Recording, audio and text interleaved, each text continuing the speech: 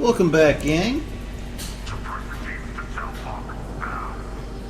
Okay, so right now what I'm doing is you have to protect Dr. Kenson while she hacks a back door to escape from the prison that she's been held up in.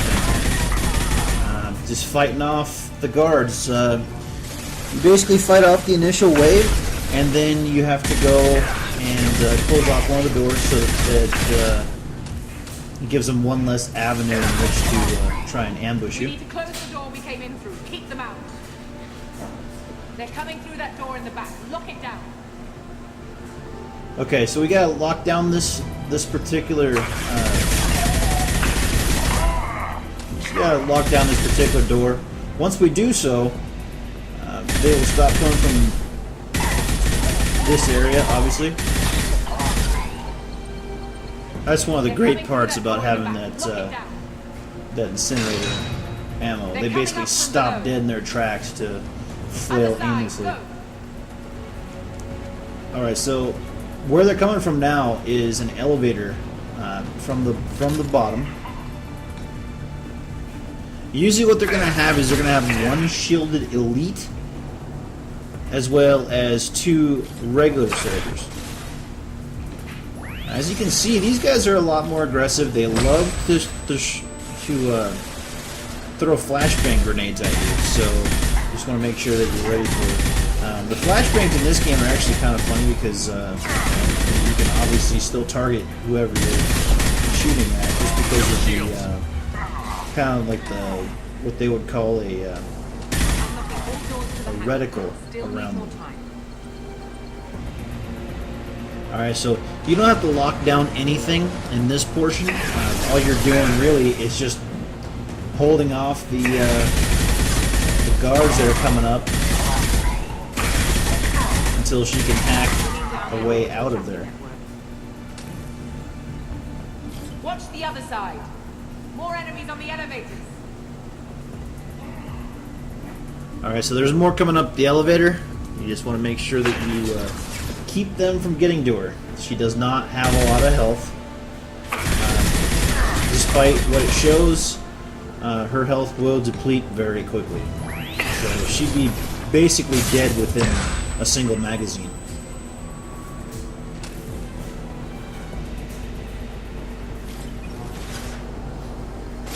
Now the armor configuration that I have, I toyed around with it quite a bit. This actually gives you probably one of the strongest ammo sets for your weapons. Almost done.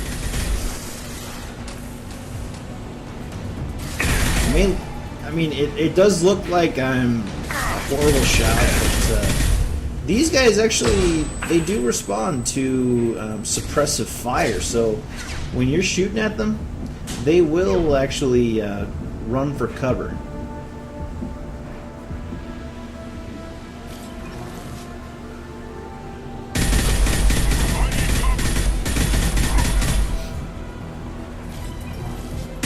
And it's always good with this particular weapon to use short bursts, because you can see how this particular gun has a hell of a recoil. So if you fire sustained bursts, your reticle's actually going to bounce around like crazy. So just keep that in mind. Alright, so now it's time to get out of here.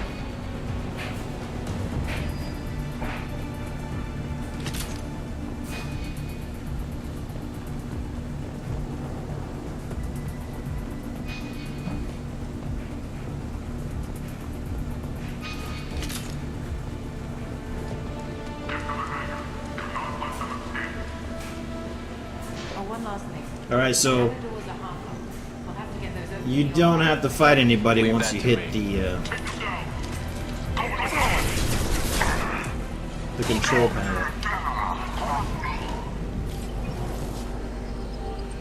This is actually kind of funny. That guy had incinerator ammo, and he actually shot his own guy and incinerated him. It's pretty funny. Just a little bit of irony behind that.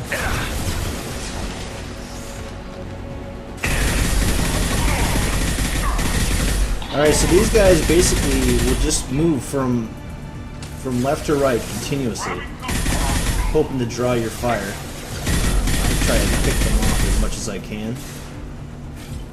Just because the fact that they're very annoying and they continuously advance towards you. The only ammo that I can actually say is better than this is the cryo ammo, for soldiers at least. It actually will freeze them in place, and you could actually knock them down, go over, melee them, and they will just break apart. In most cases. Sometimes you actually have to shoot them until their health is completely depleted, and then they'll just break apart on their own. Alright, so like I was saying earlier, since I do blind walkthroughs, I normally do not have an indication of where to go, so I'm basically just running around aimlessly, trying, you know, hoping for the best on going in the right direction.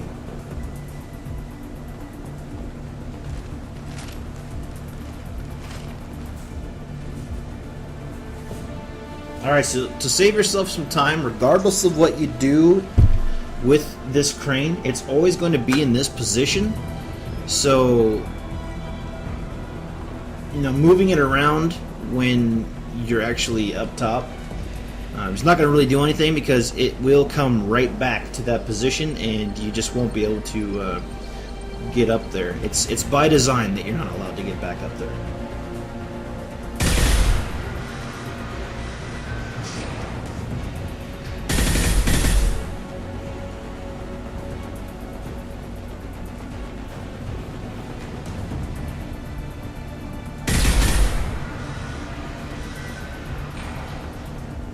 So I have a theory about those particular explosive panels. I think those are actually the locks that keep the hangar doors from opening. I could be wrong, but then again, you know, that seems to be the case, because you'll see later. There's particular panels like the ones that I just shot that actually do release door locks, etc. So.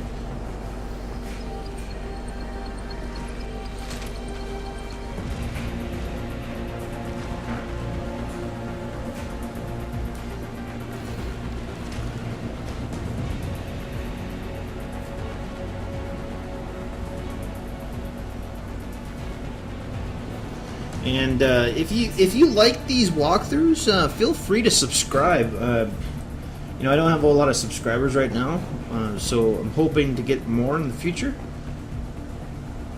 I know I have a lot of people on Facebook that actually follow me, so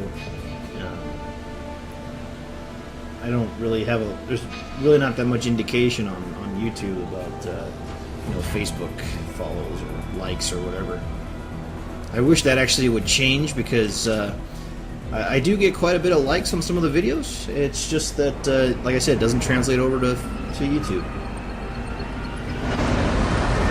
So this actually completes your rescue, but it's not over yet. Engaging autopilot. We should be well out of range before they get their security measures unscrambled. Do you think they'll come after you? I'm not taking any chances. Batarians don't take kindly to humans who plan to destroy their mass relays. So the charges against you are true? Well, to be fair, that's about half the story. My people and I were here investigating rumors of Reaper technology out in the fringes of this system. I guess you found something. We found proof. Now, that if you're Reapers will be getting arriving in this system. that when they get sense, here, they'll use you its know, mass gut feeling, relay to what have you, travel throughout the galaxy. that We call it the Alpha she's Relay. not completely From genuine. here, the Reapers can invade anywhere in the galaxy. So you decided to destroy it? Exactly. Doing that would stop the Reapers' invasion. Even at FTL speeds, it'd be months or years before they got to the next relay.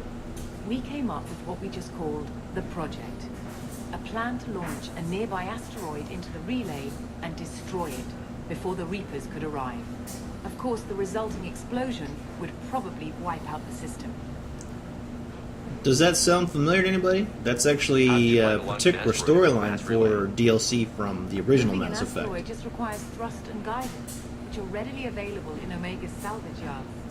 Get the right amount of power and a good VI to drive it, and you can pretty much just point and shoot. I've always heard that mass relays are indestructible. I've heard that too, but I think it's more that nobody's willing to find out what happens when one is destroyed. And, well, we plan to slam a small planet into the thing at very high speed. By our calculations, that's more than enough. Is the project still operational? I imagine it is. We were one button press away from launch when the Batarians arrested me. Why do you Ask think a destroying the lot mass of relay would questions on destroy here. the entire system? Mass relays are the most powerful Mass Effect engines in the known galaxy. The energy released from a relay's destruction would probably resemble a supernova. This is a remote system, but just over 300,000 Batarians live on the colony where they held us. The explosion would undoubtedly kill them all. How were you caught? We've been smuggling Starship parts from Omega. Thrusters, guidance, and aftermarket ESO core. The Batarians thought that looked suspicious. A few days ago, I took a few of the men on a scouting trip, and the Batarians pounced on us. They never found our actual base. I still don't see how you learned about this supposed invasion. The evidence came from what we call Object Rho, a Reaper artifact we discovered among the asteroids near the relay itself. When we get back to Arcturus Station, I'll explain everything and provide copies of all our notes on the artifact. What is a Reaper artifact doing on an asteroid? We don't know, or even what its purpose is. Some things are just too old or large to comprehend. Even a Reaper thousands of years dead contains power. Their artifacts are worthy of study, regardless of their purpose. Which actually, How exactly does a Reaper artifact that actually give proof of an pertains impending to the It showed me visions of the Reaper's derelict arrival. Reaper in the Much main like your storyline. Prothean beacon, I imagine. The Reapers are coming, Commander. That much I know for certain. If you're working near a Reaper artifact, how have you avoided indoctrination? We've been very careful. Good question. We know what we're dealing with. We're not speaking to a child, Shepard. I saw what Sovereign did at the Citadel. Trust me, I know what's at stake. The stakes are too high. If you were willing to destroy a whole system over this, I want to see your proof. I guess I can't argue with that. Give me a moment. Kenson to Project Base. Affirmative. And I've got Commander Shepard with me. Tidy up the lab. The Commander needs to confirm the artifact.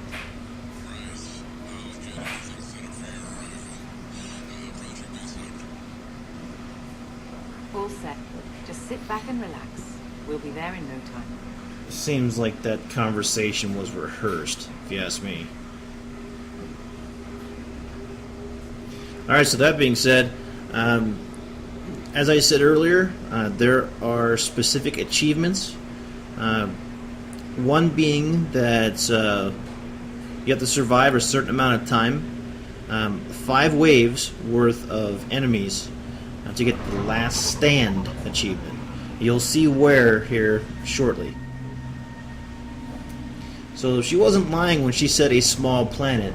That's almost big enough to be classified as a dwarf planet. It just hasn't retained a spherical shape, which is why it's still considered an asteroid.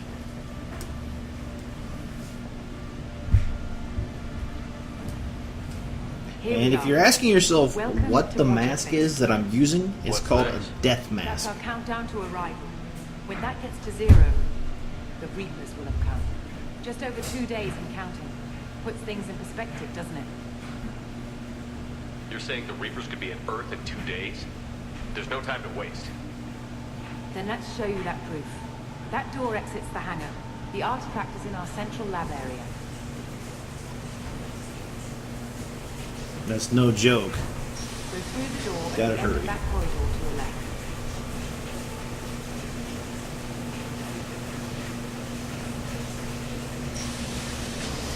So what would it take to get the project back up and running?